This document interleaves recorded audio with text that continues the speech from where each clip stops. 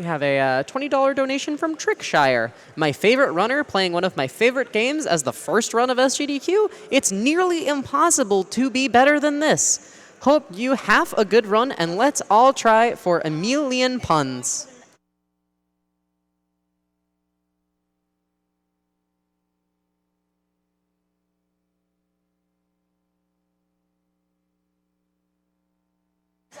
All right, now I'm going to throw you over to a quick couple ads from our sponsors here. We here at GDQ are absolutely indebted to these people, so let's take a moment to appreciate them.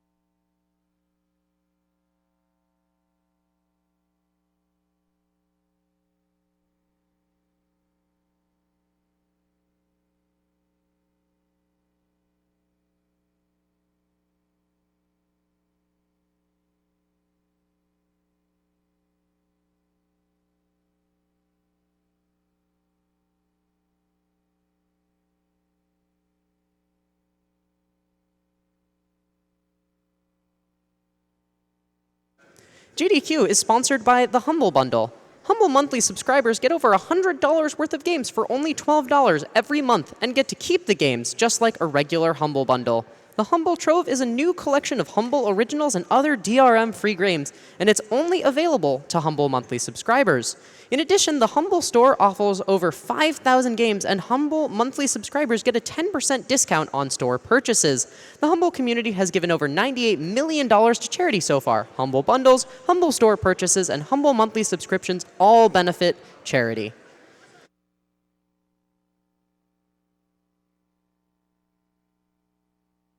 And we're back.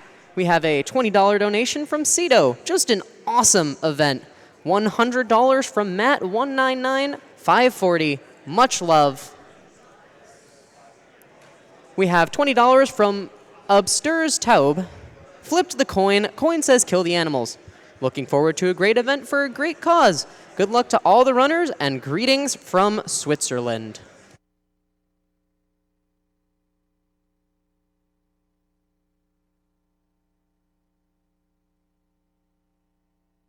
All right, now I'm going to throw over to the interview station with my friend Darkman for an interview with the personnel from Doctors Without Borders.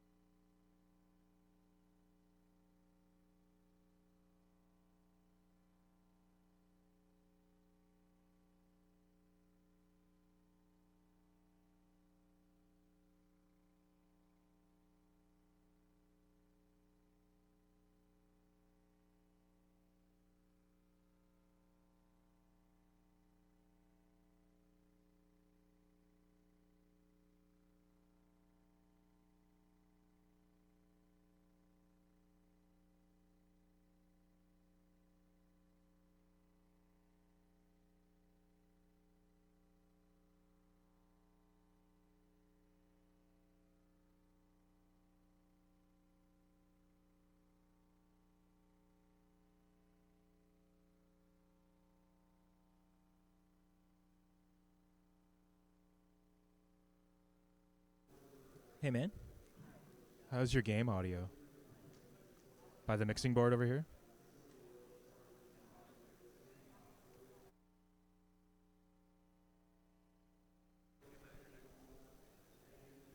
Hey.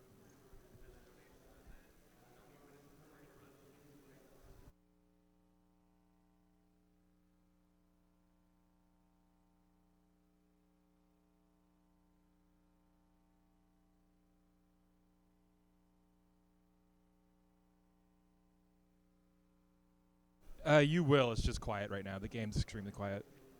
But just look at me and say this, and I'll do whatever you need. Thanks.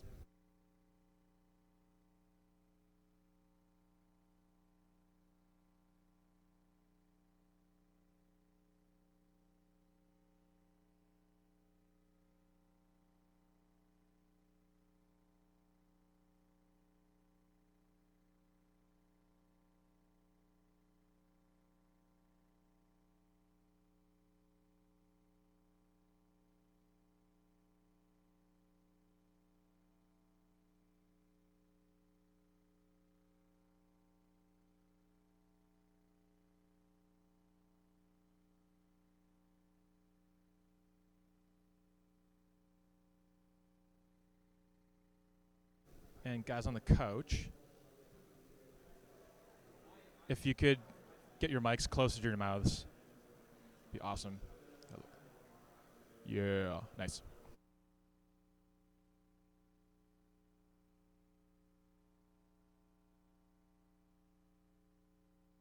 Oh, and just by the way, I can't always hear you, so if you need my attention, just wave. But so what were you saying?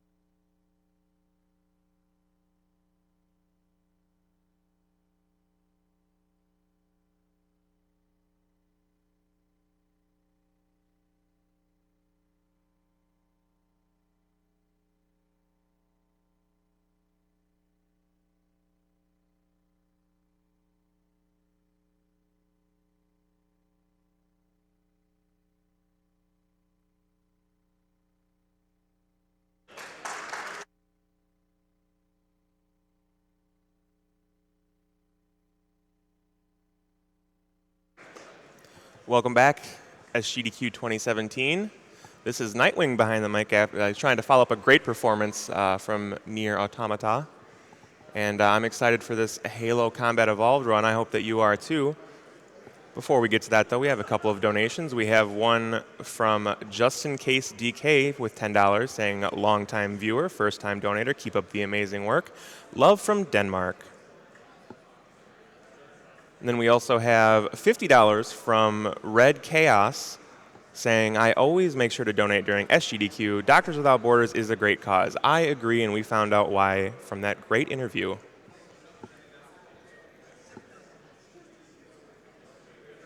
We have another $50 from Mitchell B1278 saying, happy to support this event for a great cause.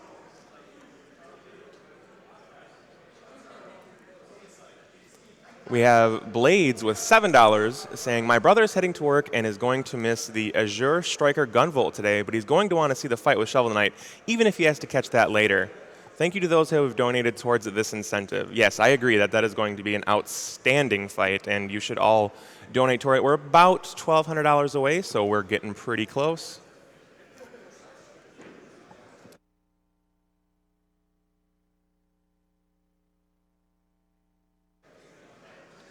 We have $100 from Garrett88 saying, another year and another SGDQ. Thank you so much for all the work you do for a great cause and for making my week brighter. Keep up the good work. Anonymous $5 saying, first time donating. Thanks for providing us with great entertainment and allowing us to support a good cause at the same time. Don't hurt my animals.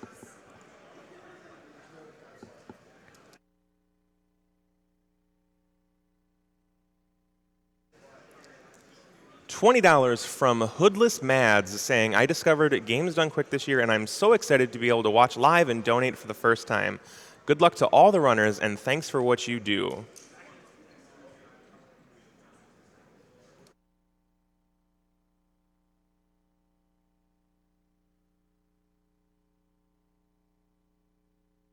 Foobjube102 with $20 saying, great run by an amazingly inspirational runner to kick off this year's SGDQ.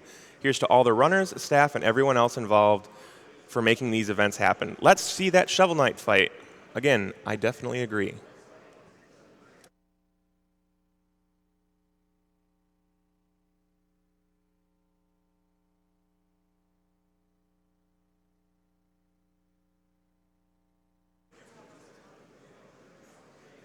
So host whenever we're ready to go, so you can count them in. And if you're ready to go, all right, we have $50 from Savu saying this donation page is not a natural formation. Someone built it, so it must lead somewhere. Also, did somebody say Halo runs? And with that donation, I believe that we are ready for the run, so let's bring it over to the runner Garish for Halo Combat Evolved.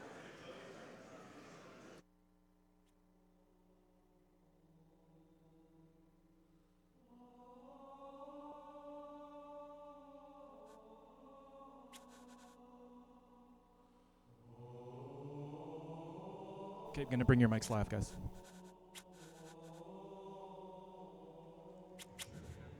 So time starts when the screen goes fully white. I'll tell you when that happens. And go.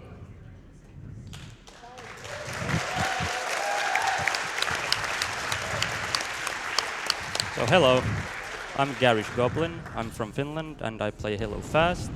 This is legendary difficulty and I'm playing on PC. And on the couch we have some lovely people. You want to introduce yourselves? I'm Shattermage. I speedrun Halo on easy. 10-10-220, also on easy.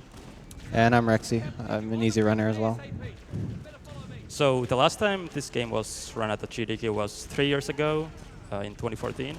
And that run was by the legendary Goatrope, of course. His time, I believe, was 1 hour and 51 minutes. And I'm planning to cut his time by hopefully at least 20 minutes, maybe 30 minutes, let's see. So this game has had multiple new skips found and just overall better gameplay, more optimized combat. Do what you do best. But this level, the first level, the player for them, The main thing I want to get here are plasma grenades, and hopefully I won't die. Okay.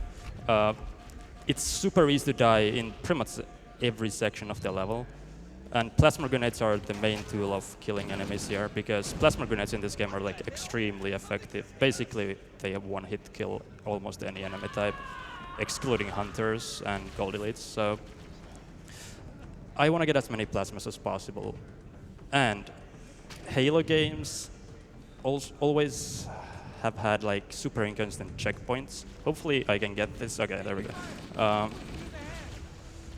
It's like super important to get all these checkpoints, otherwise you can lose like minutes. Yeah, so we're doing a couple of things here that might not be obvious. In that area that we just passed through, actually, we only wanted to kill about 2 enemies. If we end up killing a bunch more, then we get an extra spawn. Here, as Garish said, we're kind of just placing plasma pistols. Oh, there's a good checkpoint. And this is just kind of predicting AI behavior, getting them to splatter nicely. That's good. This room can go really poorly. Yeah. And that's just kind of AI behavior, whatever you get. But it's probably a recurring theme you'll see in this run. In general, if you just do the same thing over and over again, like that, sometimes you'll get through. And that's kind of bringing up an idea of an easy strat, like a safe strat, versus a really hard and risky strat. In this game, generally, the hard and risky strat will end up saving you time in the long run. Just dying a couple times will actually be faster than waiting and doing the safe strat. So this is a cool mechanic.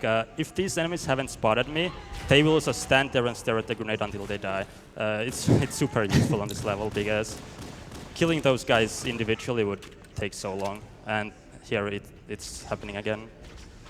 Yeah, we call it a distraction grenade. Yeah. If they see the grenade before they see you, then they'll just stare at it and die like idiots. So this next section is dependent on the right dialogue popping up at the right time. It's possible to actually do a skip here with... Yeah, I got the bad dialogue, but that doesn't matter. It's possible to do a little skip here called the maintenance skip. It saves a few seconds. You have to get a checkpoint at a very precise time, but we didn't get it.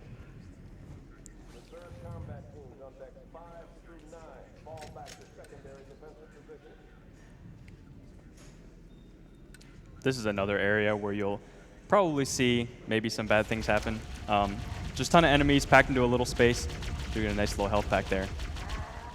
But again, doing it risky is still way faster than waiting and doing the safe strat. He throws a grenade on the ground there to get the elites not to follow him, because the elites will stay away from the grenade after they've spotted you. So just trying to predict how the AI will react to the things you do throughout the run. Yeah, and personally, I think this run gets a lot more interesting after Pillar of Autumn. The introduction level is pretty linear, and you're just trying to fight your way through a bunch of enemies. But we're almost done with it. Yep. Not too bad overall. I could have died like so many more times here, but so far only 2 deaths. Hopefully, I'm at 1 bar, 1 red bar of health so far right now. Hopefully, I won't die to these guys. Nope. Yeah, I was literally 1 shot away from dying, but that's fine.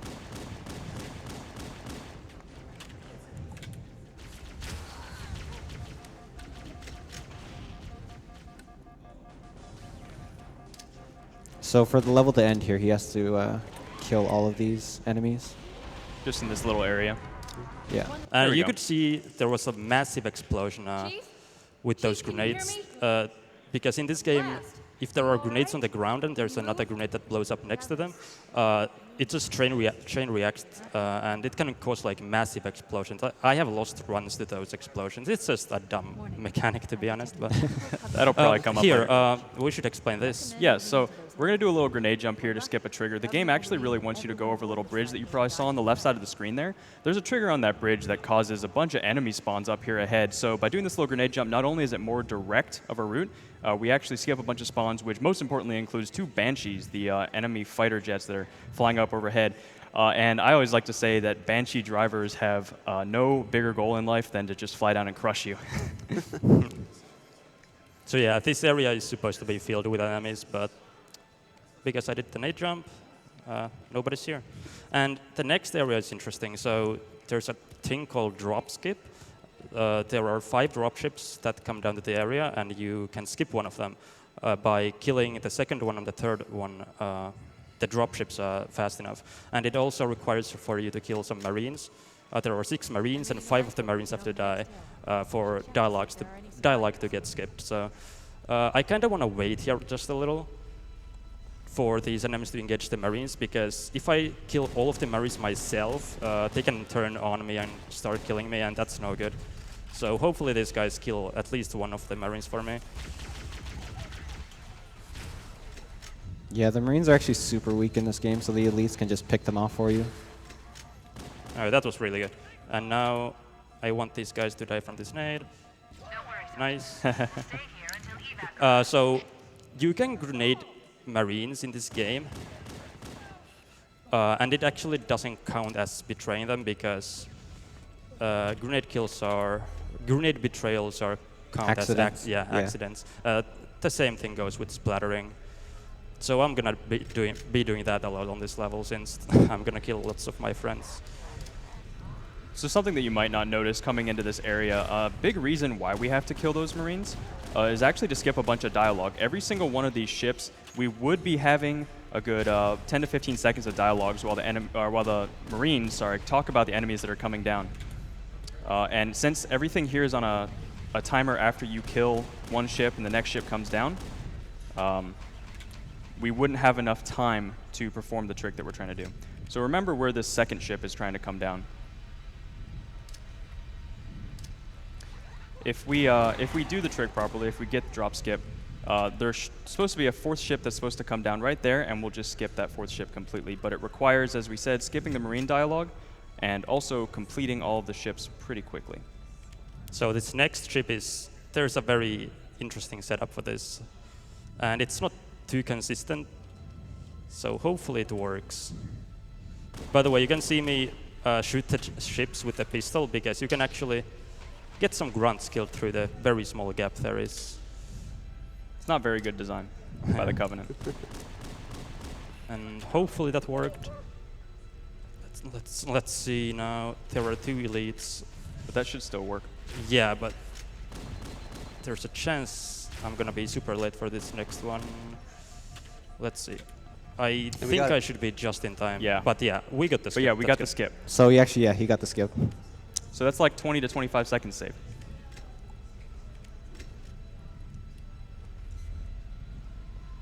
And you can see how I keep jumping. That is because... Oh no. So we're actually I didn't have any plasma pistol ammo, and I didn't realize that. Oops. Okay, let's just see what I can do here. These elites can be super dodgy. And something that you may not know about Halo is that since the elites are shielded, plasma pistols and plasma weapons in general do a lot of damage to shield, but a little bit of damage to health, whereas human weapons, with bullets, physical bullets, do a lot of damage to health and very little damage to shield. So we're using what we like to call a noob combo, or a variant of the noob combo, which is really just overcharging with a plasma pistol and then trying to get headshots with a pistol. Look, more lifeboats. They're coming in fast. At this point, we're kind of on a timer, so we have some time to go gather grenades, guns. We're waiting for a human dropship to come down, the Pelican here. And then, like Cortana said, he's going to drop the Warthog and we can drive through. If you played this game and you remember how the level's laid out, you may be thinking, we can just skip through this entire area. There's really no reason why we have to fight the dropships, wait for the Warthog to come down. And that's true. We could actually just go on foot. But the level is so expansive that it's actually a lot faster to drive the Warthog and wait for it. This cave is not a natural formation. Everyone's favorite quote. Someone So I always like to talk about the Warthog, aka the Halo car. It drives really strange. It handles kind of like you're driving on ice and the tires are coated in Crisco. But we can use that to our advantage. We can actually fling the car around, the Halo car. And there's a fun little thing in the physics engine. Bungie decided that they didn't want you to be able to kill yourself or splatter yourself on a vehicle that you had just exited. So right after you get out of a vehicle, you have a brief period of invulnerability from that vehicle. We use that by getting out and turning in such a way that the vehicle actually hits us intentionally and will push us either through things or up things like you're going to see right here. Nice. Yeah, so we just use the vehicle to push ourselves up here and get to the button really fast. And since there are enemies shooting us, the game actually allows us to skip a cutscene that otherwise would have showing this light bridge extending, allowing us to pass the ravine. So I guess we didn't really explain the goal of this mission. The goal of this mission is to actually save the Marines, Right. because we just crash landed and our ship was taken over by the Covenant. But we're not really going to save the Marines. It's actually a lot slower to save the Marines. We'll talk about that. Yeah. We'll talk about saving the Marines. There's no traffic on the Covenant. We could probably read a couple donations until we get out of this structure and see some grass. I had predicted. Sounds The captain good. really gave them hell. We have $200 from Anonymous saying, Garish, it's Joe Mama Bob. I hope this donation doesn't distract you as much as my Twitch sub did. Also, big shout out to my brother Jackson, who's watching this stream at work. Love you. We have $20 from Maxman Smart saying, what's up, Garish? Love the streams and I'm stoked for the run. Great to see you running at GDQ. Here's to good RNG on library. Save the frames and kill the Marines. Yo, thanks, guys. Which you've been doing a great job of. That is a great lead up. So we were talking about saving the Marines. This entire area consists of 3 non-linear sections, so you can complete them any order you want. But the trick is, the game really wants you to go in there, rescue the Marines, and get them evac'd. And that involves killing all the Covenant in the area and all the Covenant reinforcements that might show up. Going into here is another Warthog fling, like what we talked about, using the Warthog to hit us and go over the structure, get in here really fast. That was nice. Search the interior of those structures So, before we leave. going along with saving the Marines, the game developers decided that if you fail the objective, you shouldn't be super punished. So we're just going to come in here and accelerate the failure of the objective. There we go. Yeah, okay, so the Marines have been saved. So going along with that, we talked about how there are certain deaths that the game will consider accidental. So since we grenaded all of the Marines, we're not going to have any penalties. There is such a thing as a betrayal counter. So if any Marine sees you kill his buddies, The interior of those structures it activates what's called a betrayal counter, or we like to call it. And if such a thing happens again, if you kill another Marine within some timer of that first betrayal, all of the Marines on the entire map will suddenly get mad at you and anger you. Yeah, on easy difficulty, it actually doesn't matter if the Marines get mad at you, since, well, they aren't really too powerful against you. And on easy difficulty, the timer actually runs out before the level even ends, usually, I think. But on Legendary, the timer is like way longer. Yeah, I've completed Halo while the Marines were still mad at me. Oh, yeah, yeah. On Legendary, though, you would have to do completely different strats if that happened, and I don't prefer those strats. So we only killed 1 Marine, so the enemies, or the friendlies, I said enemies, they're only kind of mad at us. You'd probably notice that there were some yellow dots on the minimap in the bottom left corner, and those are the other allies that we're supposed to save. We're just going to go let them do their own thing. Covenant will probably take care of them. So that's 2 out of 3 areas where we have probably failed the objective. But removing these 2 guys from up on top of the rock from the area means that they don't count as still being in the area. So the game will allow us to progress. Also worth noting, snipers are OP. Like the Marine snipers are OP in this There game. are some Marines hiding Yeah. in the hills above the structure. Yeah, I think the game developers just never programmed them to miss. I'll call in a dropship to pick them up. Now we finally actually got to do something productive rather than just press W in the Warthog. And the next level is actually going to be lots and lots of combat. That's going to be exciting, hopefully. Yeah, so we just have to kill all the Covenant in this area, So we can link up with the rest of the survivors. and a Covenant dropship will come down for reinforcements.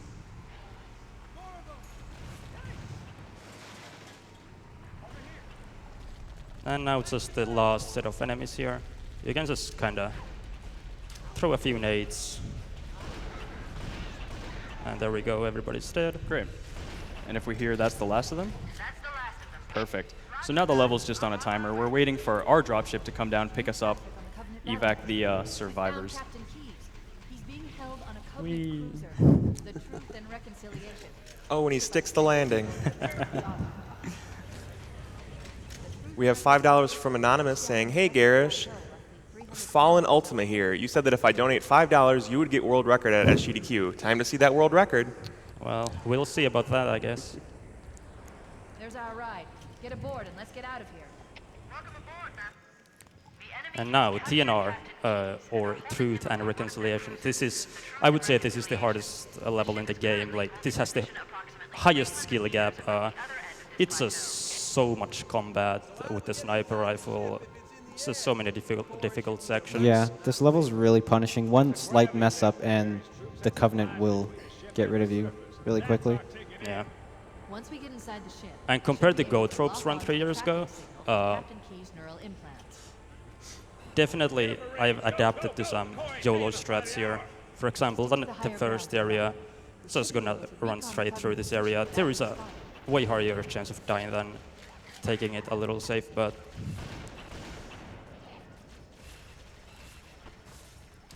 yeah, let's hope I don't die here.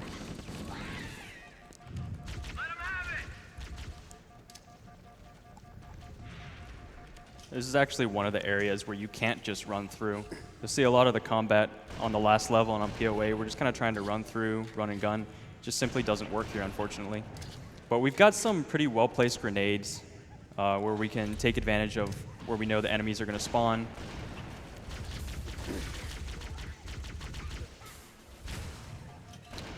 And it's really important to kill elites in this. If the lower Covenant see you kill an elite, they'll go into a frenzy and get all scared and run away from you, so they can't do any damage to you.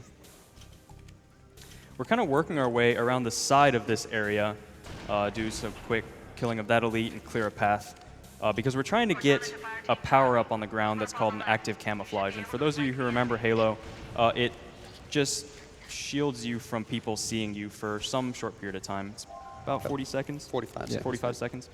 One technique we forgot to mention is backpack reloading. And I'm going to be using that a lot. I've already been using it a lot, like the entire time. If you guys want to explain that.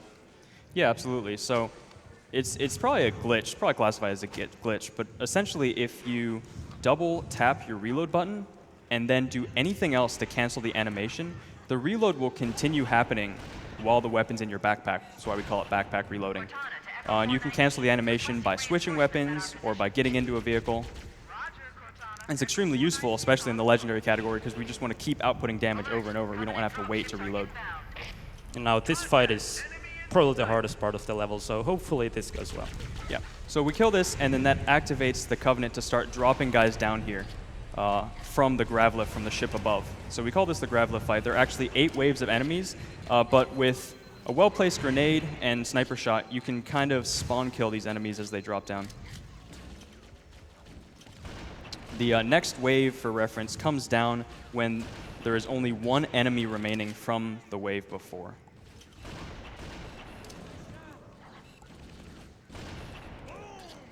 Just one elite alive. He's trying to run away, but there we go. That was really good. Yeah, it was Yeah, very, that's very nice. impressive.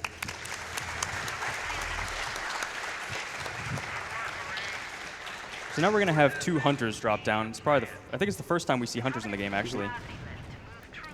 But they've got this little orange spot on the back that kills them pretty quick, apparently. So yeah, like Cortana's alluding to, now we're just going to use their lift to get up into the ship. For reference, we're trying to get up there because that's where Captain Keyes is being held. Kill this Marine real quick just to skip some dialogue. So yeah, You know, because. this is another wave fight. This fight has a little more random waves than the last one. So I'm actually just gonna let you guys explain this since Yeah. I'm gonna be busy. So there are 10 waves coming out of here. We killed the Marine in the beginning, right, because there's some dialogue that would have held the waves up, so we want to get the ball rolling a little faster. At some point, after like wave 4 or 5, you'll actually see us kill another Marine as well, and I'll explain that in a bit when that happens. I mean, you can just admit it. It's because you're a monster. So the first Marine that we killed, actually, none of the Marines saw that betrayal, so it didn't activate what we call the betrayal timer. That second Marine, everybody saw it, and I think they actually called us something for it. But essentially, we're trying to use that betrayal timer later in the level. You can also get some nice frag grenade drops from that, which is super helpful in this fight.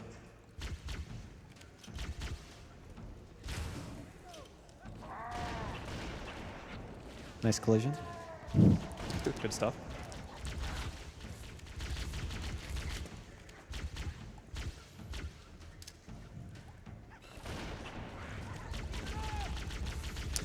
It's actually really easy to get overwhelmed in this area because the waves will just keep spawning and keep spawning. If you don't clear them out fast enough, the entire bay will just be flooded with Covenant and you'll never survive.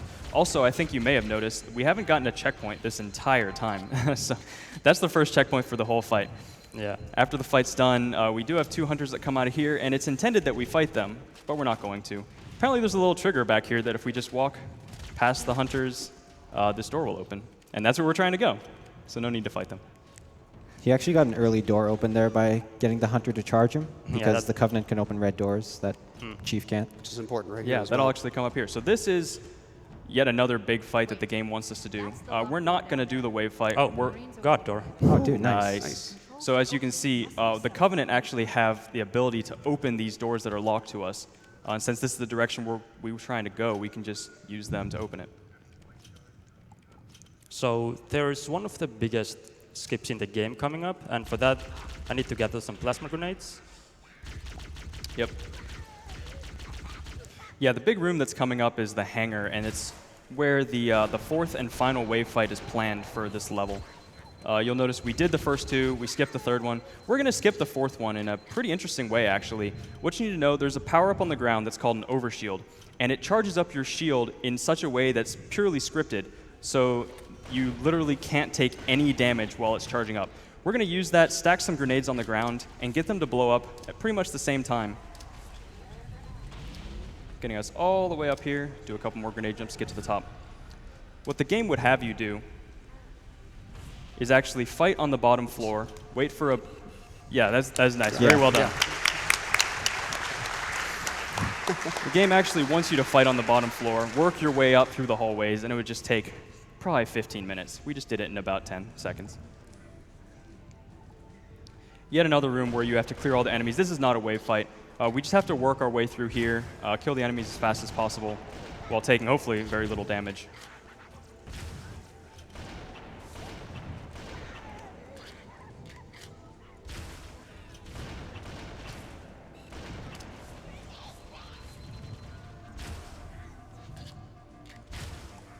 You want to be super careful with jackals in this game. They have probably the highest... Oh no. I ran out of ammo, that's super unfortunate. But yeah, jackals are super dangerous in this game. They probably have the highest damage per second out of any enemy, other than like rocket, flood or whatever.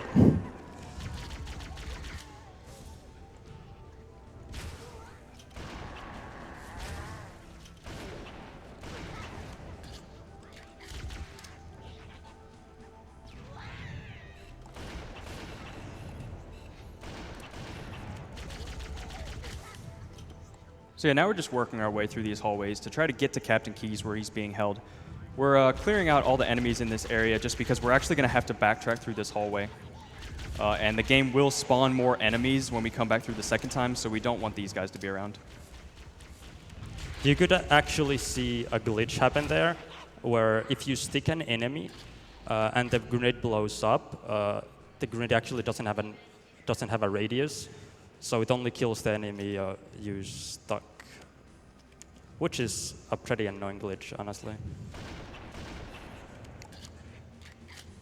All right, so this is where Captain Keyes is being held in the prison. There are 2 Invis elites, 3 grunts, and a sword guy.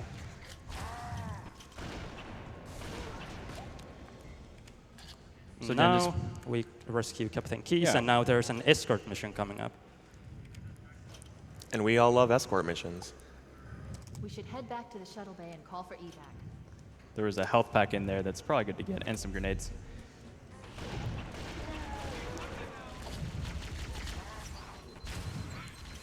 So yeah, like we said, coming back through here, the game has spawned additional enemies. As we backtrack, we have to fight them. This being an escort mission, you actually really have to keep Captain Keyes alive, otherwise you revert back to the prison where you saved him. Unfortunately, the Marines have this annoying property where they like to throw grenades and then stand on said grenades.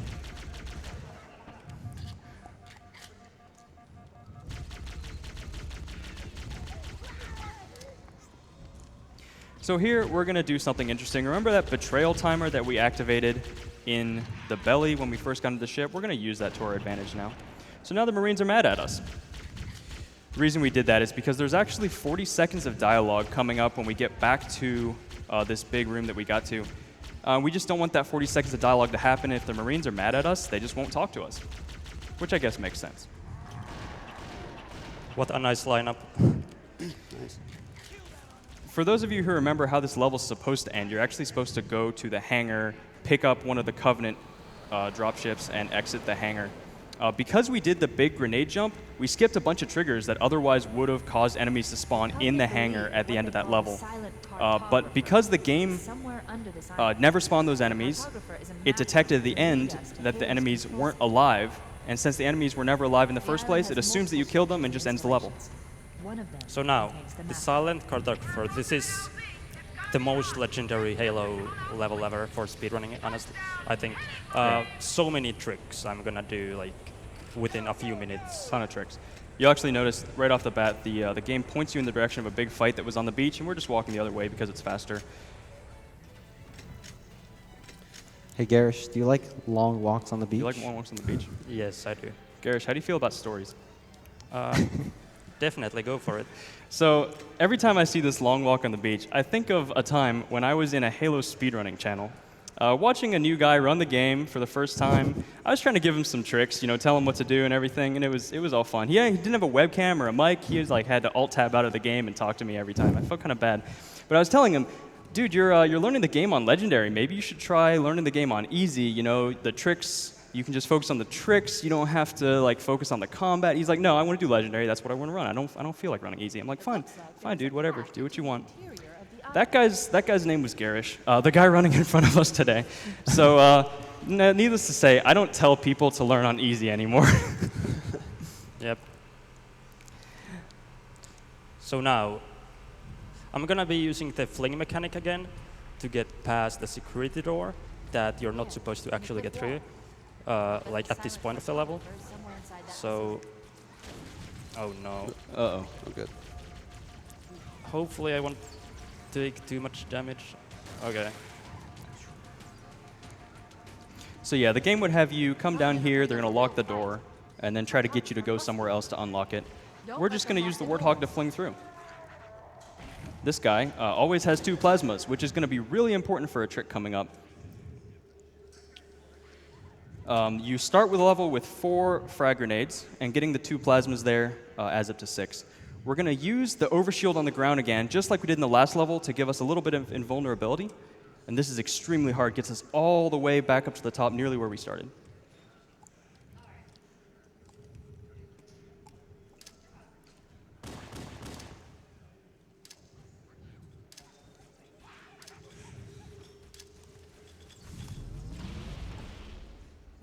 Not quite. Not quite.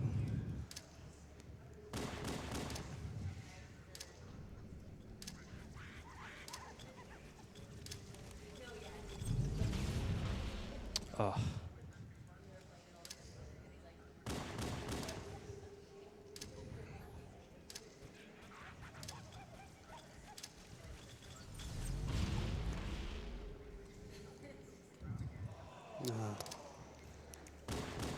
He can do it, I believe.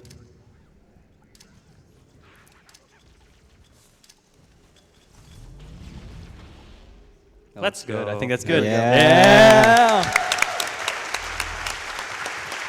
So as we pointed out earlier in the run that we were talking about safe strats versus risky strats. It's actually sometimes quicker to try that trick there we call stick stack a few times rather than just taking a completely different safer route. Yeah. Yeah, that is definitely the hardest trick in the game. I'm kind of sad I didn't get it. Like first try would have been super hype, but on world record attempts, I want to get it within the first few attempts, but that's still fine for It a still marathon looks run. cool. Still looks cool. Alright, so here we're going to get a trigger that actually ends up killing these enemies for some reason. And as soon as we get that trigger, the end level is tied to us getting in a pelican. That pelican is just on a timer coming down. One side note, not really relevant to this run, but if you remember when we went down and hit the map button and then came back up, there was a big, like, empty shaft to the bottom of the level. There's actually a side category that some people run called Bottom of SC, or BOSC. And it's just basically seeing how fast you can get to the bottom of there. You can actually survive and get down there somehow, but it's pretty hard. Cortana to Echo 419. The Chief and I are topside. And now, AOTCR. This level has had probably the biggest route change.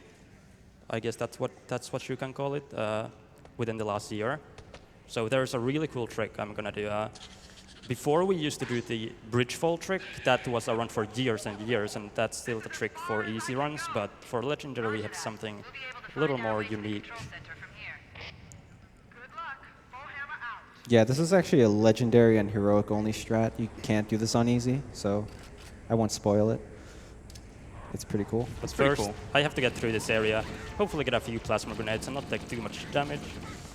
It's pretty easy to die here sometimes. Oh, no. Yeah, that is not good.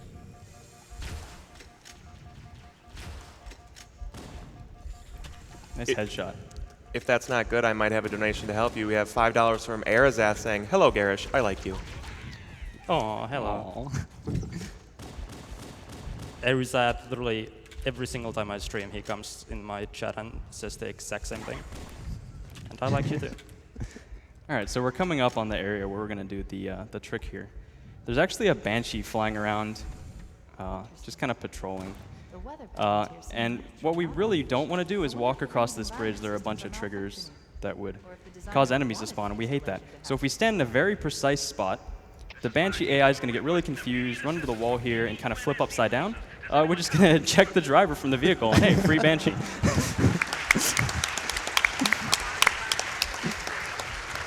It's crazy that that's consistent.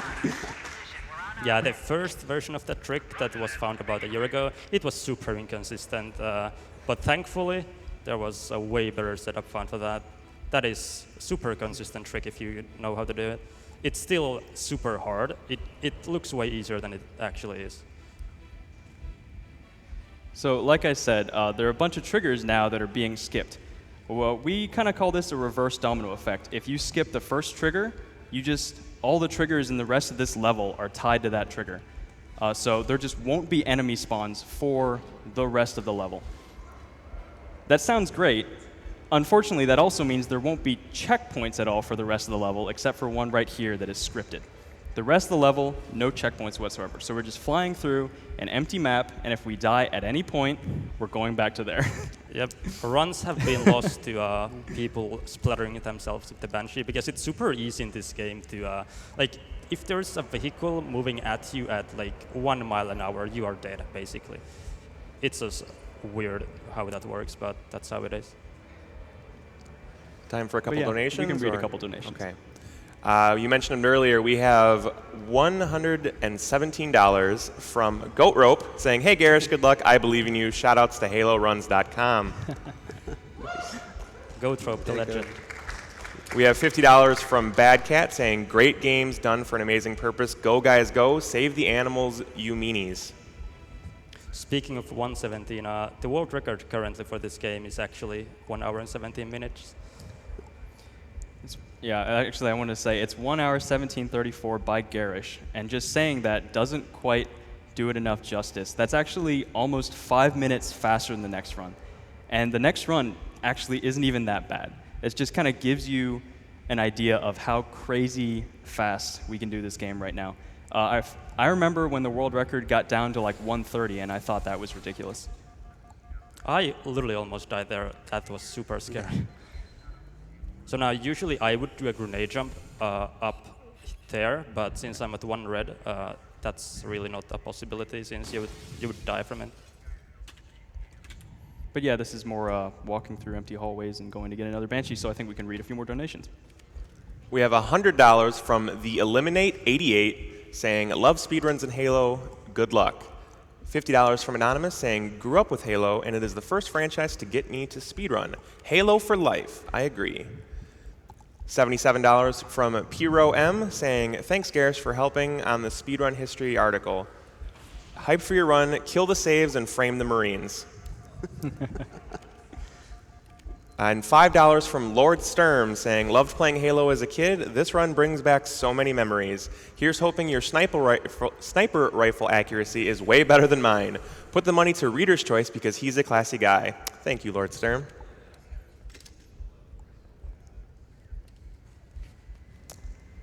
$50 from Lazy Penguin saying, I love finding new games during GDQs. Thanks for the impressive runs for charity.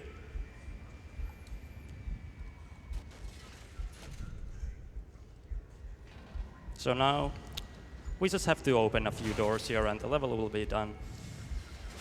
Yeah, getting back to the story, so we got the map room on the last level. That told us where the control room of the entire Halo ring was.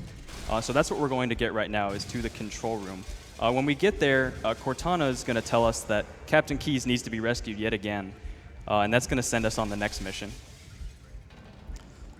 Actually, one thing I wanted to mention, yesterday unfortunately I couldn't see it myself, but another Finnish runner called Sabusukka actually got the easy full game world record for this game, so shout outs to him. He's a cool guy. Hype Sabusukka. Yeah. We're halfway done with the game level-wise, not halfway done time-wise. The two longest levels of the game are in the second half. And this level is pretty interesting. It's actually, spoiler alert, the first level where you find the Flood. So if you haven't played Halo before, sorry. Do a little quick grenade jump here just to skip some walking sections. Can someone tell me what the timer is at currently? 37:24. That's not too bad, actually. Trust me, I think anybody that's played Halo remembers the first time they see the Flood. It's spooky.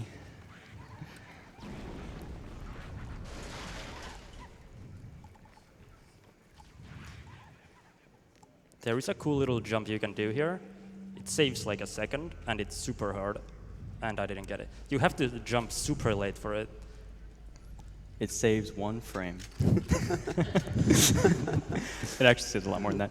This is another section where you're going to see the concept play through again of like going risky and fast or going safe and slow. We're going to go risky and fast. I don't want these juggles to push out of this door because it can get me killed really easily. This area is so dependent on what those jackals do. Hopefully that won't happen again.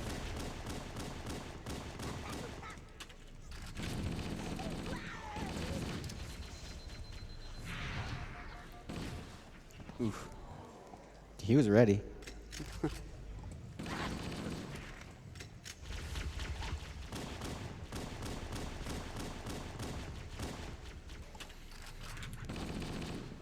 Oh, these guys just won't stop right now. There we go. Nice. You can do a little bit of AI manipulation and keep these guys there to keep the door open for you. Saves another 2 seconds or so. Yep. But we're making our way to the reveal room, and that's where we're going to see the Flood for the first time. If you remember, there was a private, what's his name? Jenkins? Jenkins, yeah. And you get to watch them find the Flood. And now we are introduced to these spooky popcorn guys. Yeah, the popcorn Flood are the little infection guys that run around and they try to infect you. Luckily, we have shields, so they'll just pop on our shields until our shields go away, and then they'll start eating us. But there are 3 doors that will open up with infection forms. It's always the same 3 doors. So we'll do a combination of grenading, shooting, hitting, letting them pop on our shields. Yeah, the AR is a pretty useless weapon overall, but against the infection forms, it's super effective since they only take 1 bullet to die. And the AR has a super high, what's it called?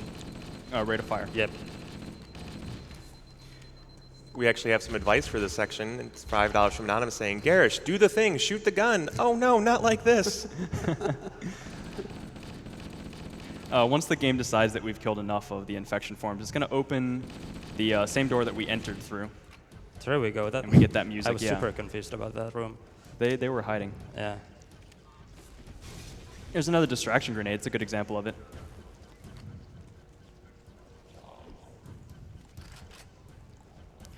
Now we're just trying to escape, right? Yep. And there is a nade jump I'm gonna do. It's not hard. Actually, I didn't get the checkpoint. Oh, there we go. Okay. It's a nice little boost against the pillar. Hopefully I can get it. It's pretty weird.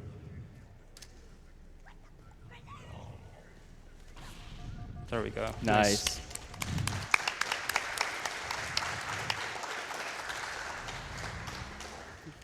And now, after this next elevator, the hardest trick in the game. The hardest trick in the game. There's an area coming up after this elevator where the game kind of wants you to fall through a broken light bridge and have to find your way back up.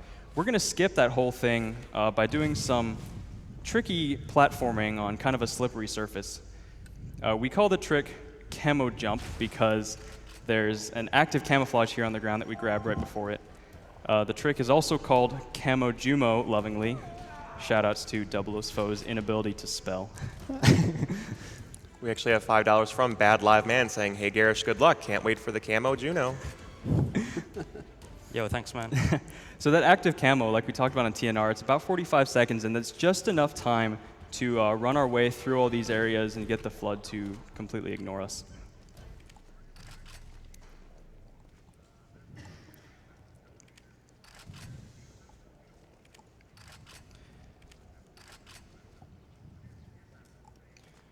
And now there's this one last nade jump.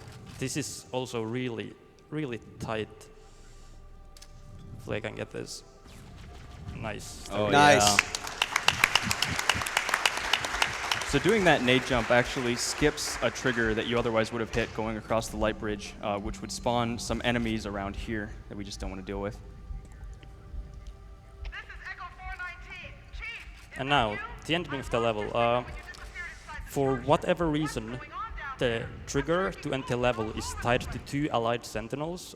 Sentinels are the small flying robots. There are two sentinels at the end of the level, and for the level to end, both of those sentinels have to die. I have no idea why. It really makes no sense, but that's what you have to do to end the level. Again, in standard Halo fashion, we're going to accelerate the death of our allies. Yep. I think there Bungie. Oh, go ahead. Yep, there are like lots of flood in this area as well. So if I get really slow sentinels, there's a high chance I'm just gonna get flooded.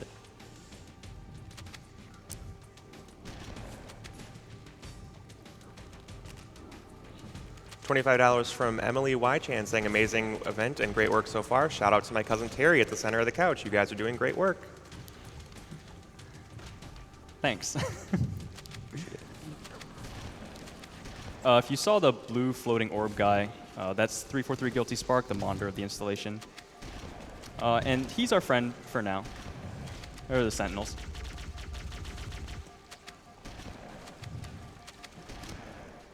Cool, so yeah, now the level's just on a timer. And now, next up. Next up is the library. Best level in the game. Best level. We're just doing a little grenade jump here to skip a trigger that would otherwise, again, spawn a bunch of enemies. We are going to kind of backtrack a little bit to that area, not completely. We want to attract the attention of one particular flood who is standing kind of behind this wall. That flood has a unique property that we want to use. He's what we call a reviver. A reviver flood in this game, there's a 30% or 40% chance for a given flood to be a reviver. Flood that are revivers will pretend to die when they're a little bit below 30% health, and then they'll stand back up and come back to life. That's why they revive. The cool thing about that property is that when they play dead, when they go down the first time, the collision box completely disappears. And you can stand on top of them, do whatever, the game won't care. When they revive, when they come back to life, the collision box doesn't just come back up with the flood, it actually suddenly reappears. And we can use that to our advantage to get through certain areas. This is one of these doors where you would otherwise have to wait for the monitor to let you through. But we'll just let ourselves through. Thanks. And now, you can grab Yeah. this shotgun in a very interesting way. Couple very well-placed grenades, and this shotgun comes right to us.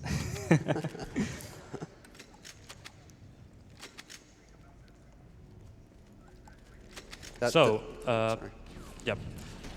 That was the first flood bomb I did on the level.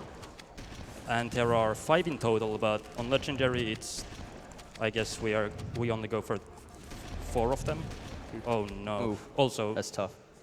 dying on this level is super random and just, you can just die so randomly sometimes. It's just unfortunate. This is definitely the most RNG heavy level in the game, probably in the entire franchise. Yeah. But we'll go down here, get an overshield just for survivability in this hallway. And like we talked about before, when the overshield's charging up, you can do grenade jumps as much as you want. Game doesn't care. Also, kind of like we talked about earlier, human weapons do a lot of damage to health and not to shields. Luckily for us, the Flood being completely biological, they don't have shields.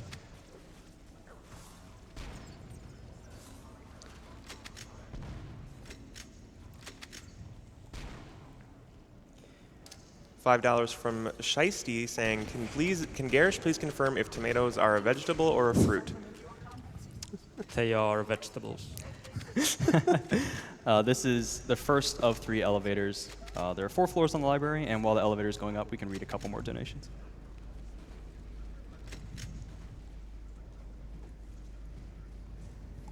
$5 from Ditto8353 saying, note to self, do not let Garish borrow my car.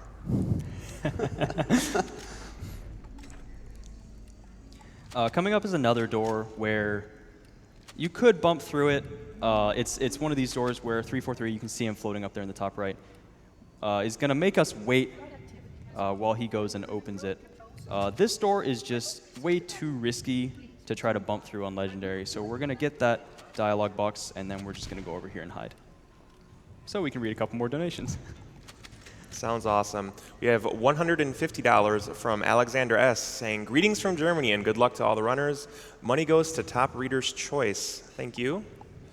We have $50 from Anonymous saying, today is my birthday, so I guess I should thank you for the amazing present. Woke up a bit late, but I'm off work till Thursday night, so I'll be here for a while. Happy birthday. $50 from Benanak saying, in honor of all of my animal-loving friends, especially Sub-Zero, Bob, and Jimmy, this goes to saving the animals. $5 from Richard Berg saying, hey Garish, you're doing a great job. You're awesome. Greetings from Germany. $20 from Speedy Fox 4 saying, I had to donate during the Halo 1 run. I have fond memories of playing the multiplayer with friends and watching my brother struggle through the main story back in the day. Greetings from Australia. So us waiting for that door kind of gives you a sense of how painful it would be to just wait for all of these doors on this level. That's actually how this used to be. Before we found flood bumps, which is only about 3 years ago, we used to wait for every single one of these doors. I actually have a fond memory of watching Goat Rope stream where one of these doors, he would always just go and get iced tea. Actually really important that we got through that area with good health. This door is going to open up partially, and then there would be a bunch of flood that come and ambush us. We don't want that to happen, so we're just going to make our way through it. Please wait here. No thanks. I'd rather not, thank you.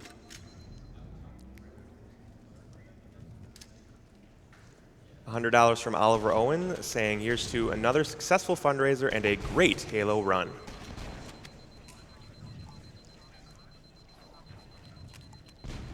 And now we're approaching the first rocket flood of the game. It's super easy to die here sometimes, and the last checkpoint is after I got through the door. So it's one of the longest reverts in the game, I think.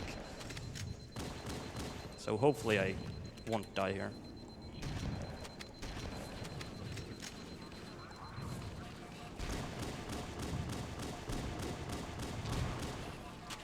Nice.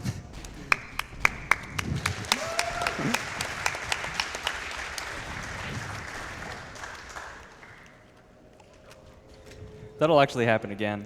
There will be a hallway where there's a rocket flood staring at you, but the hallway is a little tighter. So we'll come back to that.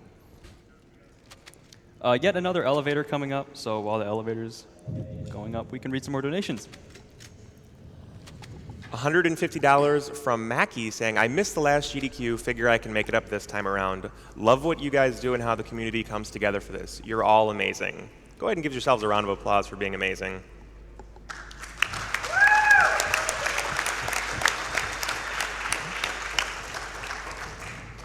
$5 from Skinny X Puppy and saying, and so starts a long week of not getting anything done at work. I actually scheduled surgery this week just so that I could stay home and watch all the runs. Good luck to all the runners and save the animals. Speedy recovery to you, Skinny Puppy. That's dedication. I don't know if I would go out and get surgery just so I could watch GDQ, but You're clearly not as dedicated as he is. coming up is another hallway where a chain reaction is very possible. So we're going to kind of try to attract these flood towards us.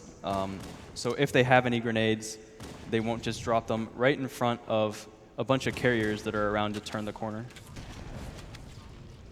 Yeah, there was a chain reaction right there. You saw it. And now, coming up, the first actually RNG-based flood bump. The first one actually wasn't RNG-based. I don't know if we explained that. But yeah, the first one is always consistent. But this one is the first actually RNG-based one.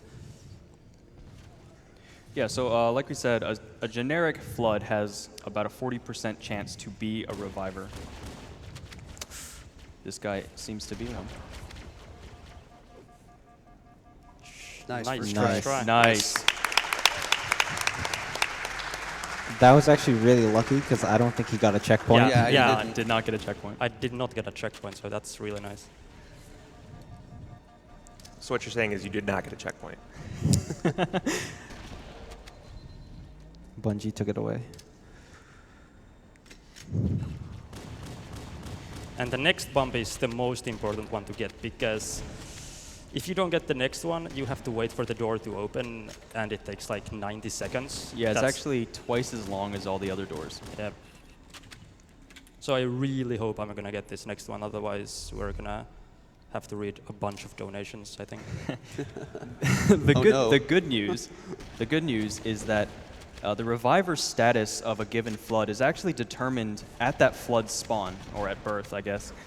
And so we've got a bunch of flood that are following us. They've actually already spawned, so if they're revivers or not, that's been determined. And we're about to get a checkpoint in this room so we can test and see which flood are going to be revivers. Pray to RNG. Oh, I'm checkpoint glitched. Oh no, this might be bad. Well, okay, never mind. So I really hope this guy is a reviver now, because... Wait, is he? Dude. Fake reviver. Aw. Okay, so we're just going to go and hide for 90 seconds, and we can read some more donations and get some iced tea. Shout out to Ice T. We have $20 from Silent Wolf JH48. Hello, Mr. Garish Goblin TM World Recce Man. Good luck wishes from fellow plebe console runner. Hope for no rigorino. Yo, thanks, man.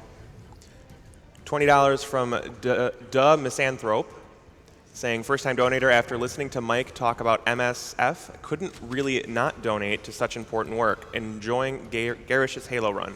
My friend is currently attempting all the Halo games on Legendary and has a ways to go, so give a shout out to Josh. Good luck and to a great week of speedrunning.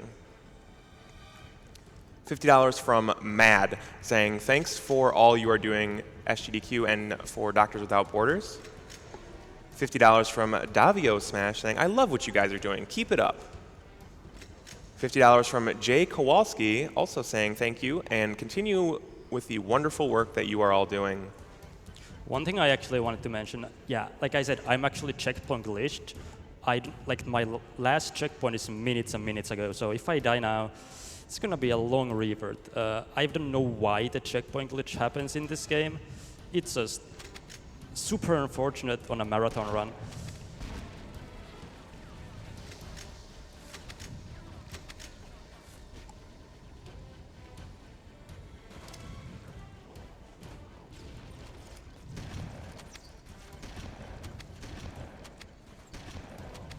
There's just something so satisfying about the Halo shotgun. Final elevator of the level. We can read a couple more donations going up it.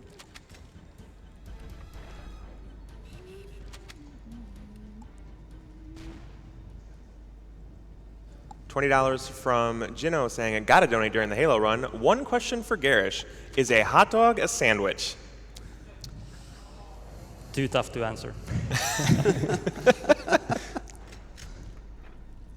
$5 from Catalyst saying, excited for this GDQ. Kill the animals and Spanish Star Wars, let's go. We have a cute little grenade jump coming up to get through a door. It saves some time, otherwise you'd have to go kind of under the level here through this tunnel. And in this room that we're about to get into is where the last flood bump of the game could take place. Or sorry, the last flood bump of the level, not of the game, sorry. Spoilers. Actually, I don't think... Have I gotten a checkpoint? Yeah, I don't... No. Yeah. You have not gotten a checkpoint. Yeah. I don't know if I want to even try this because... The flood bumps can be dangerous. I mean, one, you're standing there and you have the potential to be shot. But two, you also have the potential to clip out of the world and fall to your death out of bounds.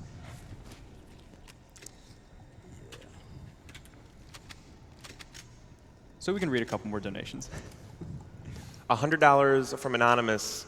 I've always loved watching GDQ speedruns, but I'm donating for the first time. Good luck to all the runners. God bless. $10 from Status418. Looking forward to the Halo run. Don't forget the elbow grease and the headlight fluid.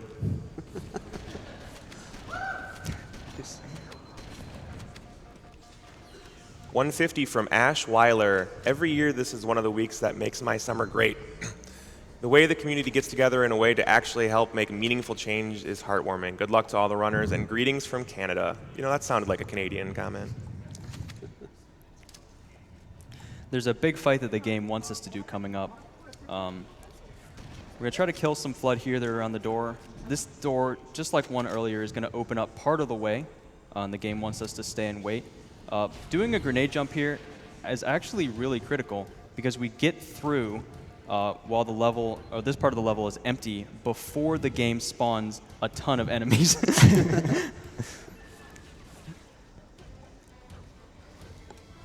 Now we're going to be at the end of the level. So really good job, Garish, not dying there when we didn't have a checkpoint.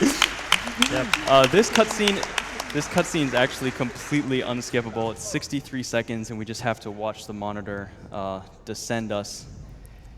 One thing of note, this huge elevator contains the index, and it's actually coming down to the area where we started the level, if it looks familiar. I don't know why the monitor couldn't just bring that down at the beginning. Saved us a lot of trouble. But here's the index. If you recall, we went to the control room at the end of AOTCR, the snowy level, and we did a bunch of things. We're actually going to take the index back to the control room where we came from. And that's going to be the start of the next level, 2 Betrayals.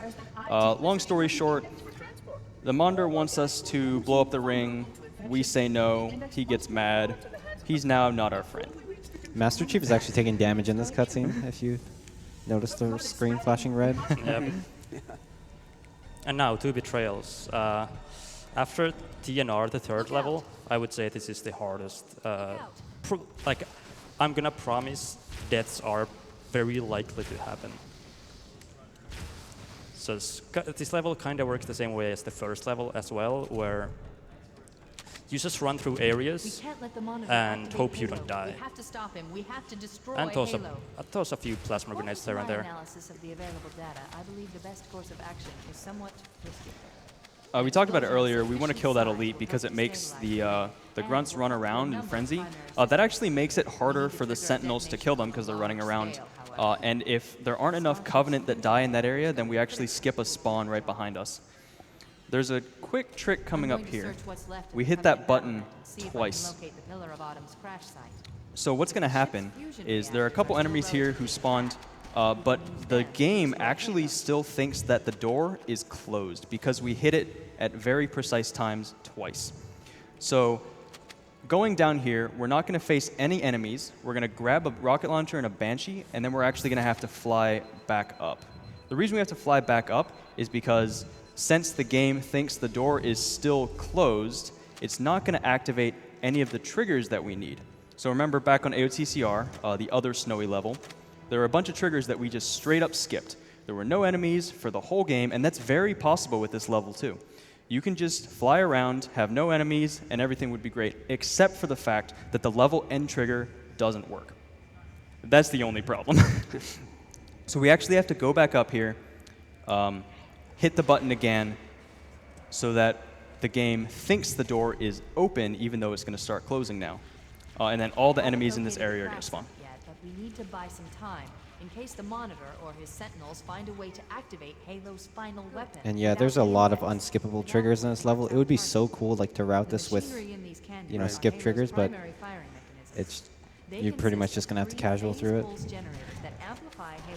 There's some things we can do to make it a little speedier. Yeah. The power levels are enormous. I can't even begin to calculate the pulse's range. There are 3 of these generators that we have to blow up through the level. We blow it up with a little EMP thing. It takes away our shield, some game mechanic.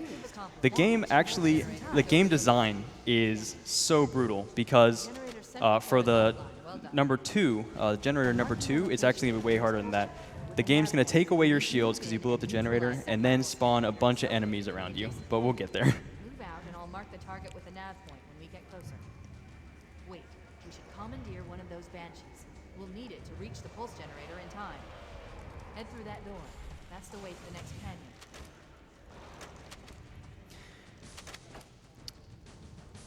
canyon. This room, we're going to distract the enemies a little bit by walking over here and waving hi through the window. And then we're just going to do a nade jump out of the room. Yeah, for some reason, the enemy shooting the glass, like breaking the glass, makes them distracted from me. So they just basically distract themselves, and I can just do the little nade jump there. Couple precisely placed plasma grenades here. Spawn kill a couple of guys.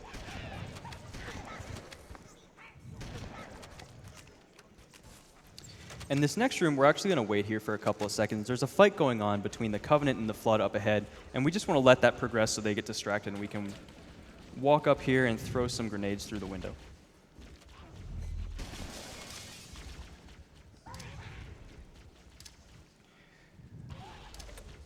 All of that looks kind of slow. It's actually the fastest way to do that because there are so many enemies packing this room that if you tried to run through, you would get demolished. You notice we did that and we're still on 1 red. 1 red going into this next bridge is super scary, so I'll have to take this kinda safe.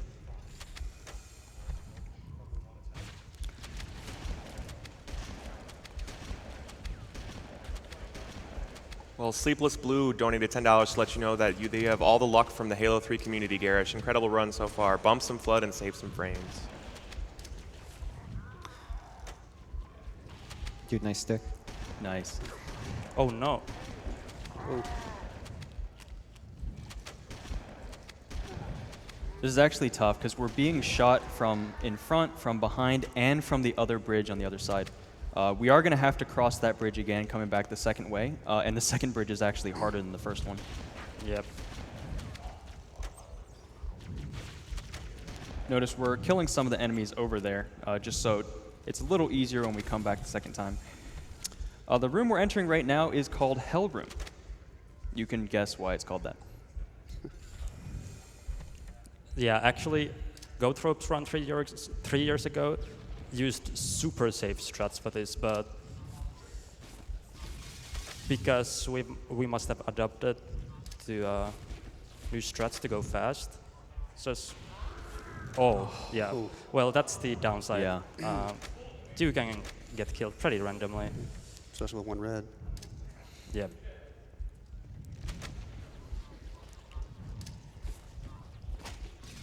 You can kind of see us crouching under this window. Halo's actually a stealth game. Yep.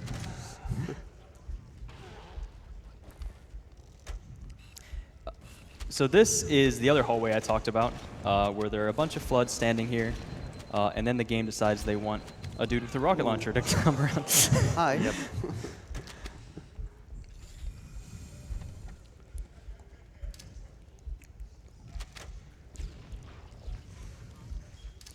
So yeah, TB, like we talked about, insanely difficult level, very punishing, especially on 1 red. Hopefully I can get the checkpoint here this time. I think I should get it. There we go. Nice. Okay. Good. There's a rocket guy. Good news is we do have a health pack coming up before the second bridge.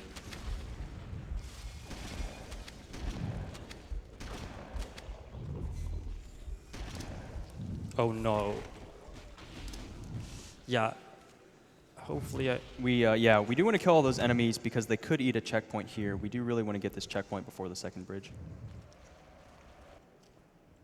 There we go. All right, so there are 2 Banshees flying around. There are a bunch of Flood the entire length of the bridge. And like I talked about on the level Halo, the second level, Banshees want nothing more than to splatter you, and that's what they're going to try to do here. The good news is they show up on the map, the mini-map in the bottom left, as a big red dot, so you can kind of see them coming.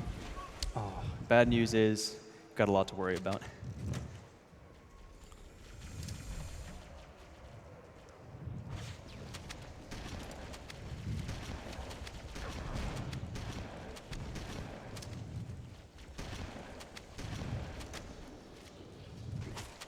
I remember when we used to take out the Banshees before you started crossing this bridge, and how there was like a rocket strat for that, but now it's just run through. Run through. It's pretty crazy. And now we're across with full health. That's really good. Yeah, that just shows the inconsistency and randomness of this level. Like the first time I died super fast, and the next time I didn't lose a single bar of health.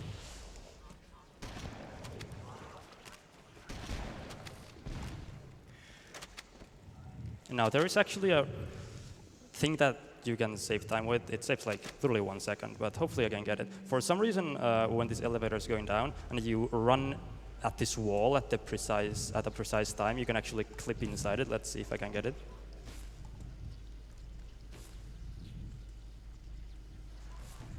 Oh, I didn't get it. Oh, close. Yeah, it saves like 1-2 seconds maybe. This area of the game kind of wants us to walk around this central room, but we're just going to do a cute little grenade jump to get over a wall. Nice.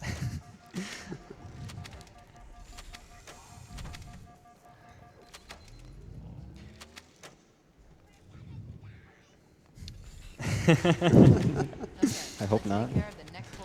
Sometimes you can actually Yeah. rocket the ghost to get it closer to you. Unfortunately, that time I think it hit an enemy or something. Yeah, the grunt got a little too close, and it actually hit the grunt, so... That's sacrificing yourself to the cause.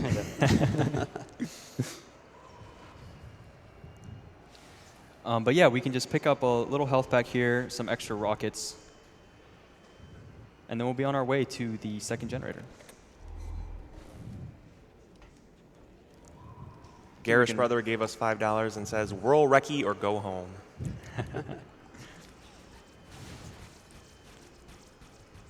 Sadly, I don't think that's possible. The current world record, I don't remember how many deaths it has, but just a few, and this run already has multiple.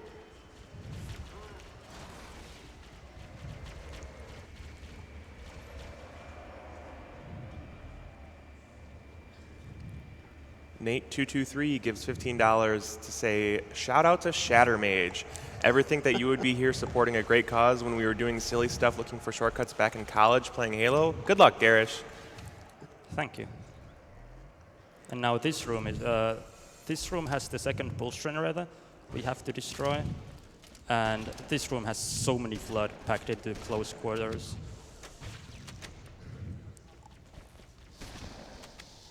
Yeah, and once he hits the generator, he's going to have no shield, so... He's going to have no shield, and the game's going to spawn a bunch of enemies in. Yep. There we go. We get the checkpoint before, that's really good. That did it. So now we'll just basically blow everything we have to try to exit out of here safely. Oh.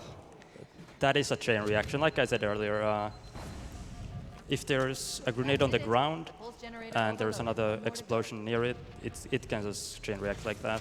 And the dumb thing about chain reactions is also that if an enemy dies, like you can shoot an enemy with a rocket or something like that, and the enemy that dies from the rocket if they drop a grenade, like even that can chain react. I think that's what happened there. So users can't avoid it sometimes. Energy readings show her fusion reactors Right here, are it's actually still powered faster to up. just let the Banshee fall rather than flying down. Now there's actually one of the, yeah, I would say the latest big discovery of this entire run coming up here. We used to take the ghost that's in that cave I just passed through, and we used to get the ghost through this door that's coming up here, but you can actually get the Banshee through the door. I don't know how, but the collision is really weird and it actually works. Yeah, the game developers kind of wanted you to get out and walk for the rest of the level. But, you know, they didn't count on this. And there we go. Nice. Nice. There's 2 triggers on this bridge that we have to hit, though, to spawn enemies. And also to continue the rest of the level. Yeah. Also, I have 2 bars of health in my Banshee, and I don't think I got a checkpoint before the door, so if I die, that's going to be really bad. Hopefully that won't happen. Okay, nice. Nice. Walking's for chumps anyway. We did get a checkpoint there. We like to use vehicles. It's much faster. So coming out of here into this area, there's a trigger that's tied to us killing at least 5 enemies here. So we have to actually get out and spawn kill them. And now we can move on.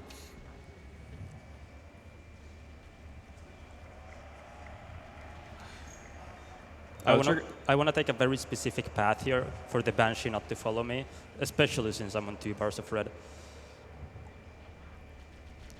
Yeah, and the triggers you're talking about, again, they're all at ground level because the game expects you to be walking here. So we have to go in and explicitly hit those. And now we can fly to the final objective, which is that orange marker. And now we should talk about the next level, keys. It has the biggest skip in the game, definitely the biggest skip in the game. Yeah.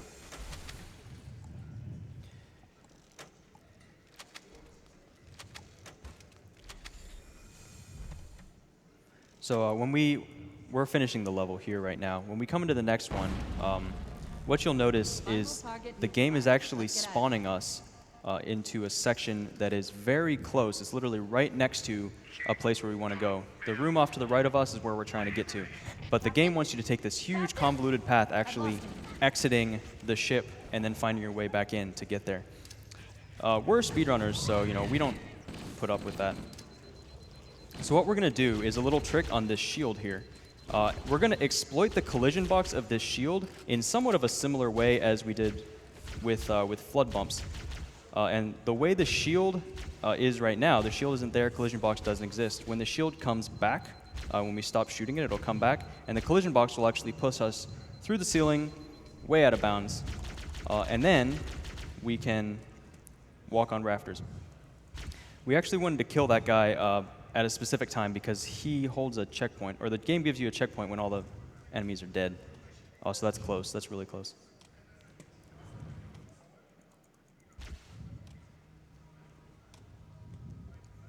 This trick is incredibly precise, insanely precise. It's almost near pixel perfect. Oh, we got it. That's awesome. But we're not done yet.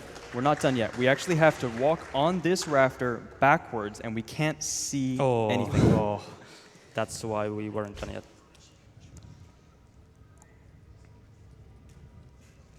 He garished it. I'm sorry. I had to. You had to. That's fine.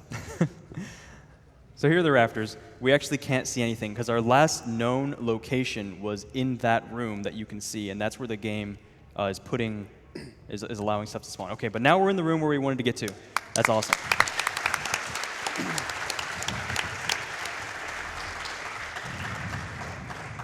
One thing that may come as a surprise, the game didn't expect us to come from there, right? The game actually expected us to come from this hallway, so we had to go over there, get a trigger, and now it'll spawn all the enemies. The enemies, though, their AI is broken, so they're just kind of standing there. Unfortunately, we do have to kill all of them. If we don't kill them, they'll come to life in this cutscene that's coming up when we go talk to Captain Keyes, and they can kill us in the cutscene. So that's Captain Keys. He looks a little different. Put on a few pounds. And now we punch him to the face. No human life signs detected. The captain, he's one of them. We can't let the flood get off this ring. You know what he'd expect. What he'd want us to do. I actually used to think Chief was a girl because Cortana was talking during this. It was very confusing. It's done. All right, We so have the code. we got the captain's cybernetic chip, I think, which is going to allow us to go back to the POA and do. There's a distraction grenade as well. We threw the grenade. Enemies saw it before they saw us, so they just stare at it like idiots.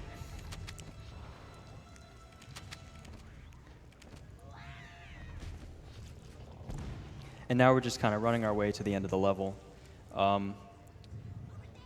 We're avoiding enemies pretty strategically.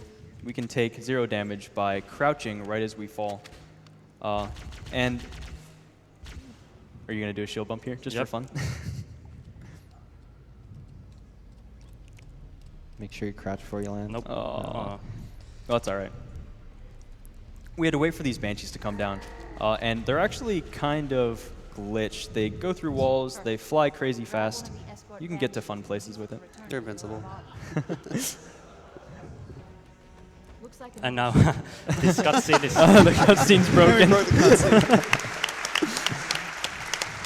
if you fly the Banshee to a very specific place, it somehow just completely hilarious. deletes the map somehow. I don't know how it works. We need to get to the And So now this for is the final mall. level. This is the final level of the mall. We're back. to initiate an overload of the ship's fusion engines. We're back at the Pillar of Autumn, and like Cortana was saying, we're going to go try to activate a self-destruct sequence. We're actually going to skip the area where the self-destruct sequence happens. It seems like we skipped a flood spawn there because we went too fast. That's fine.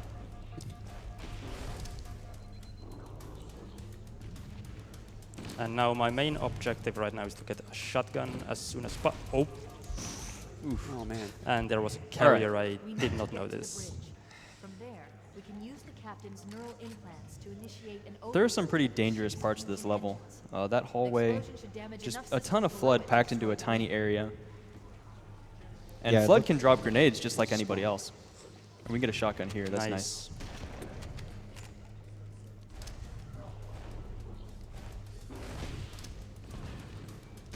And just like the last level, this level also has an out-of-bounds trick, not as big as the last one, but nevertheless really cool.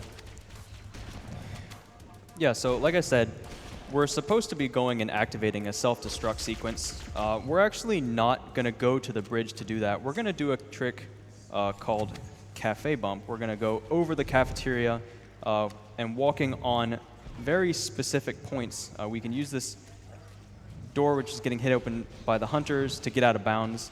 And then we can get on top of these ledges, which are really hard to walk on.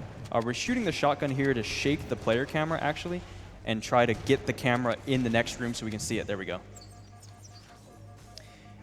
And this entire ceiling is not walkable. You can only walk on light fixtures, on the top of pillars. Yeah, and some of these are paper thin, so that was Nice. really That was impressive. nice.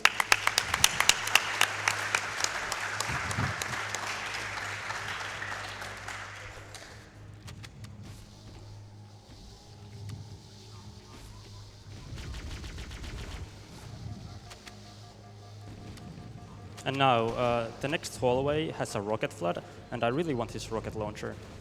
Sometimes the rocket launcher can like glitch outside the map or something, which is kind of weird. There we go.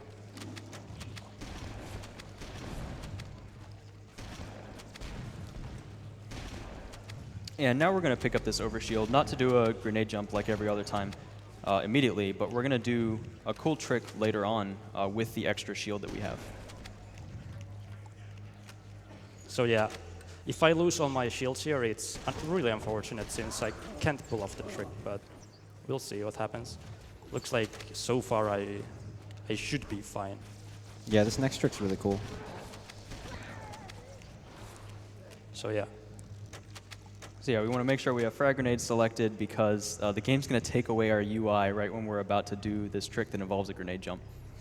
We're going to throw a grenade, and then as soon as we do the grenade jump, we're going to shoot a rocket at the ground, which is going to get us all the way to the top of the engine room. Nice. Yeah.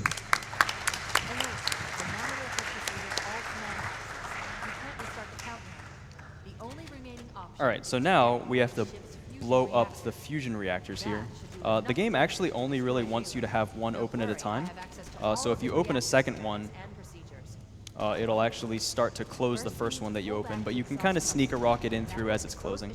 That leads to the primary fusion drive core. Good. Step 1 complete.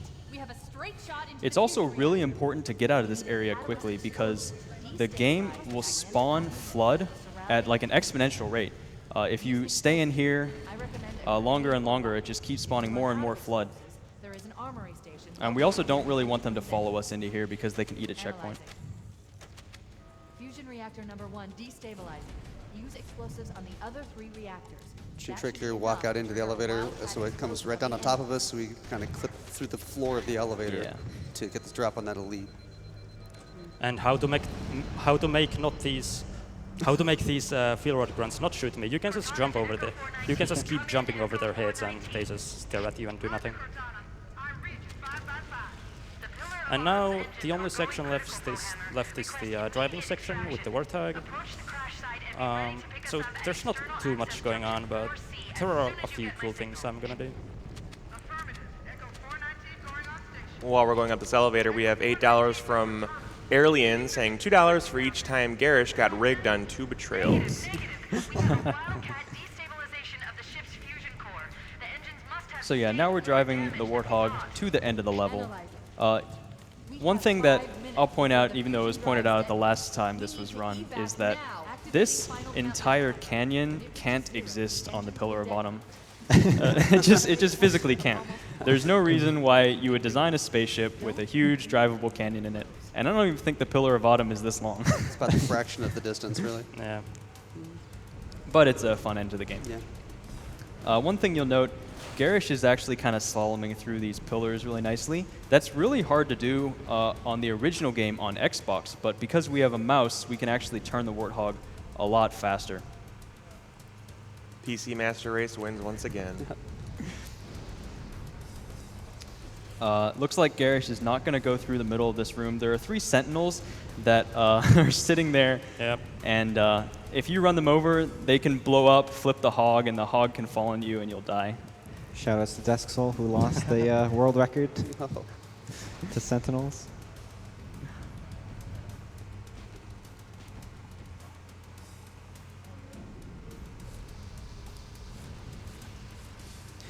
This is the third of the 4 of these kind of rooms. Each room's kind of different.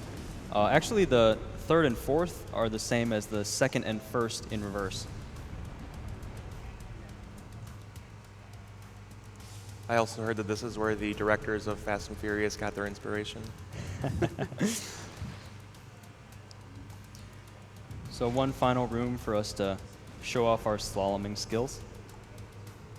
Yeah, I guess since there's not too much to talk about, we could give us shout-outs to HaloRuns.com, the ultimate Halo speedrunning site. Boy.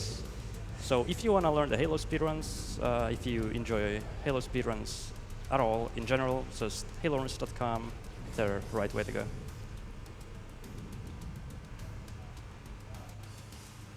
So this is the platform where Echo 419, our Pelican friend, is supposed to pick us up.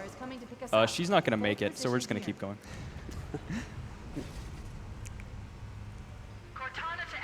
Echo 419. She's gone. Just a reminder that You don't say. She's gone. just a reminder that we have Azure Striker Gunvolt coming up. We're only $200 away from the Shovel Knight fight, so keep donating towards that, guys. So now we are at the very end of the run, Pretty almost. close. We have a couple more tricks coming up. Yeah, I really hope I'm gonna nail this next one. It doesn't have too big of a purpose, but it looks really cool.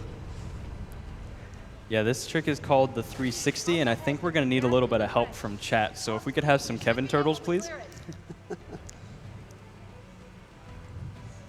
Yo. Oh, yeah. Oh, yeah. 360. Looks good. Yeah, Looks good. nice. There we go. Yeah. It actually does have a slight purpose. If you just drive off that platform normally and straight ahead, there's a pretty big chance that you'll just straight up flip the Warthog, it'll crush you, and you'll die. Doing the 360 kind of keeps you the right way, and you'll land. And now the final boss, the barrels. You can just kind of wiggle yourself through these barrels. You're not supposed to actually get the Warthog through. And get ready on time, by the way.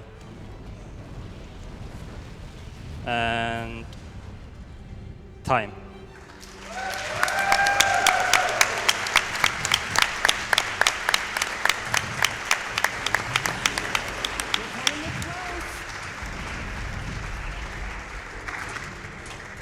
124.51. 124. That's really good for a marathon, I think. Here we go. My goal was sub 125, so there we go. Nice. Dude, nice. Just met it. But yeah, like Garish said, if you want to check out any other Halo speedruns or you liked what you saw here, you can go to haloruns.com. I want to give a shout outs to the people who created haloruns.com. That's what got all of us into it, just the huge community. Goat Ropes run back in 2014 was really huge. And you can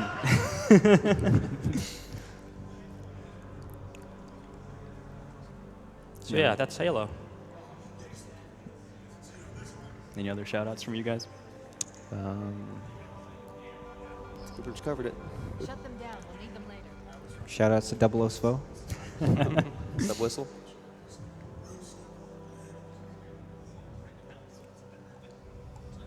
Fancy a look? Funny line right here.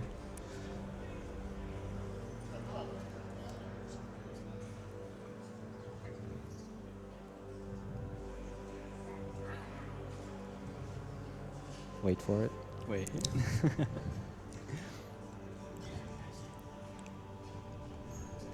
Did anyone else make it? Scanning. Just dust and echoes. Who's Dustin Echoes? Rip Dustin Echoes. Shout outs to Dustin Echoes. For Earth. An entire Covenant armada obliterated and the flood. We had no choice. Halo. It's finished. No. I think we're just getting started.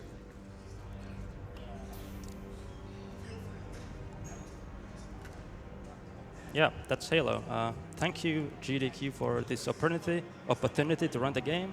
I really appreciate it. And I want to give a shout out to all of my Twitch viewers who have been supporting me over the past few years with the subs, with everything. It just means so a lot to me. And finally get to run this game at TC events is just, it's amazing. So, I think I'm done here. Thanks for watching.